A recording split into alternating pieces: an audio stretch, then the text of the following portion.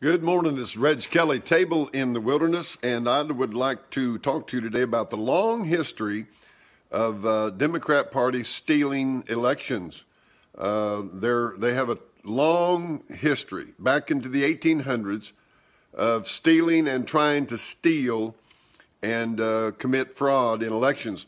One of the first ones that you'll ever go back and do in history check is Tammany Hall and Tweed and all that bunch up in New York City. And if you want to go read this, you can.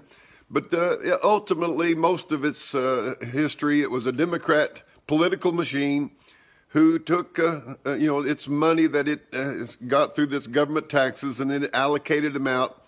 And they had ward bosses, and everybody's supposed to line everybody up and make sure that the votes were where they needed to be to get the Democrats in office and keep them in office. So you had Tammany Hall, historically, a Democrat political power theft machine. They would steal elections, bribe, coerce, threaten, cheat, fix ballots, you name it, they did it.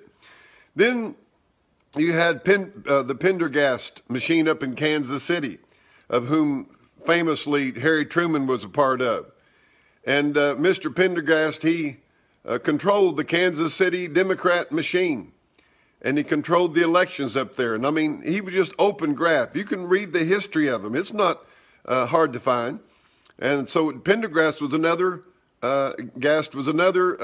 Democrat election thieving scheme.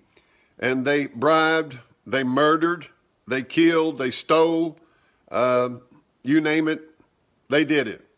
And it didn't matter about what the true vote was. It just, that's the way it was. Then also 1946 down in Athens, Tennessee, the Democrat Party was controlling the whole county, the whole area with their thuggery and thievery, and they would stuff the ballot boxes and just make out however many ballots they needed to win the election, and till it was stopped by some Republicans and some veterans with a literal flash fire war.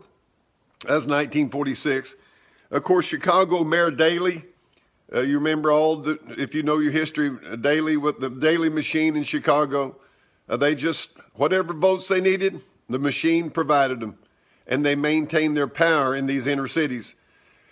What I want to say is this, that the Democrat Party has a long, documented history, especially in the inner cities, of control and fraudulent election practices.